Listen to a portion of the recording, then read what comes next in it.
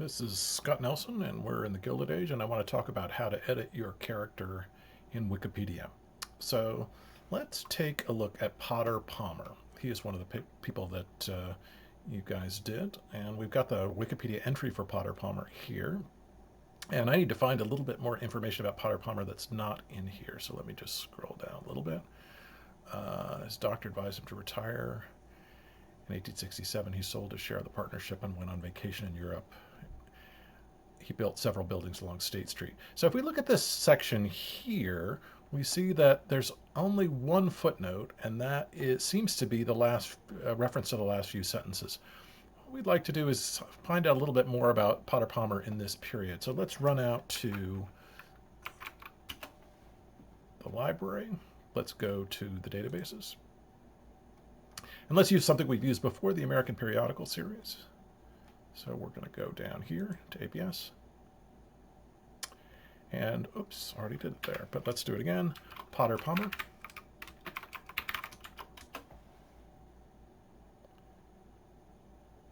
Now you might have to limit this by date or something like that, depending on how rare or common your person is. You probably already know more than enough to edit Wikipedia, but just in case, since I want to add a little bit of information. I see here, born in Albany, father was a farmer.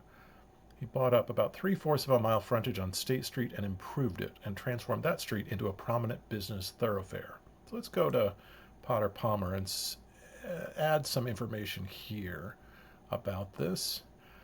Let's say that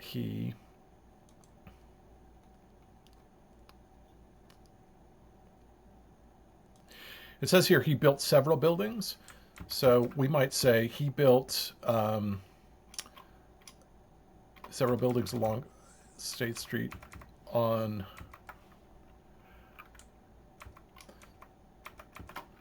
three-fourths of a mile frontage. That's the phrase, right?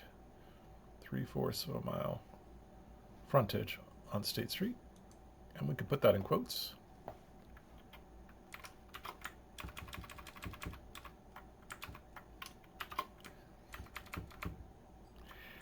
And then we're going to put in a reference. So we're going to type in /ref. And then this came from the New York Observer, May 8th, 1902. New York Observer, May 8, 1902. And then we're going to put a slash forward, a tilde /ref for the end of the footnote. Okay, so this is what we've done. We've added on 3/4 of a mile frontage, and we've added a footnote to it. And now we're going to save it.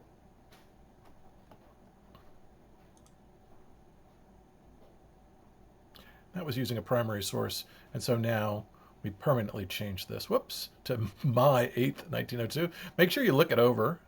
I'm going to edit it again and update the date to, where are we? May 8th. And then publish the changes. Okay, good. And now we have a footnote and a quotation. So something small, basically that adds to or corrects the information about your person. I want to talk also a little bit about the midterm. So with the midterm, what I'm looking for, I'm going to give a quotation, maybe half a paragraph or so from one of the readings. It's going to be a kind of overlapping economic and business and political history, which is what we did in the first half of the semester. Take that piece from one of the readings, and then I'm going to ask you to ask you a kind of three-part question. So, for example, if the question is a quote from Horace Greeley about the liberal Republicans and their attempt to do away with the corruption, then the question I might ask you is something like, to what extent was corruption eliminated in the Gilded Age, and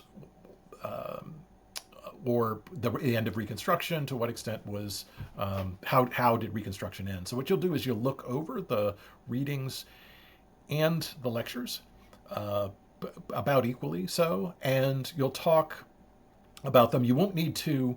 You might say Cronin says this and McCurdy says that, or Edwards says this. I won't ask you to use footnotes or anything like that. This isn't a paper. This is really about an hour's worth of kind of thinking through the essay. You're going to have 24 hours to do it.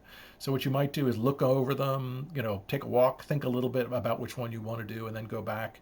It's of course open notes, so you can look back over your notes and these other sorts of things. Look back over the lectures when you answer the thing. It's going to be about 250 words, as I said, in the syllabus. And the reason I'm going to break it up into three parts is just so you can be as concrete as possible. So, what brought about the end of Reconstruction, what might have led to the end, or helped to minimize the spoils system, those sorts of things, just so you can be concrete and not end up being too vague or general about these transformations.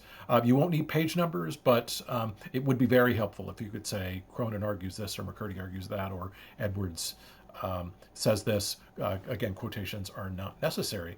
That's about it. So thanks so much, and look forward to seeing you guys next week.